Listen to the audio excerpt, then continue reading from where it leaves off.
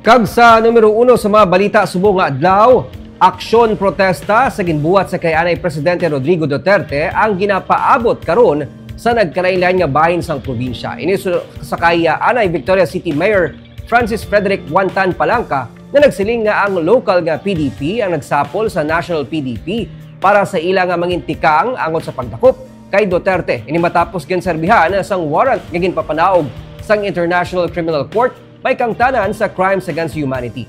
Suno kay Palangka nga chairperson sang PDP-NIR, may aras ang aksyon sa norte, sa sur kag sa Bacolod City. Sa Bacolod City Government Center ginapaabot ang pagtipon lasay sang gabi para sa candlelighting in solidarity sa anay presidente.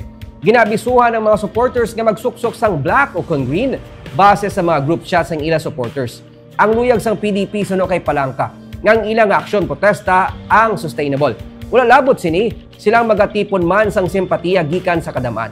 Suno sa kay Palangka ang natabo sa kay Duterte, hindi lamang concern sang PDP, kundi concern sang kada Pilipino. Labi na nga mismo ang pungsod suno sa iya ang nag-surrender sa anay presidente sa dumuluong.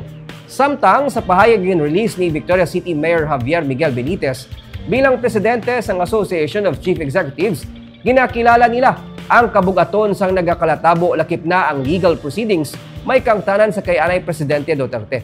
Suno kay Benitez, ang ini nga mga tion nagapahanumdom sa tagsa sa pagpabilin sang fundamental principles nga negatibong sang demokrasya. Siya nagapanawagan sa mga negrense nga magtutok sa bigger picture. Iya ginahaylo ang pagpatuman sa mga tikang nga magaduso sa paabante sang probinsya. Gamitin kami with the national kung ano gid. Kaya kung mag-action protest na kag mapatay, why mana, correct? Okay. We need to have a sustained action protest. We need to have a gathering of sympathy from everybody.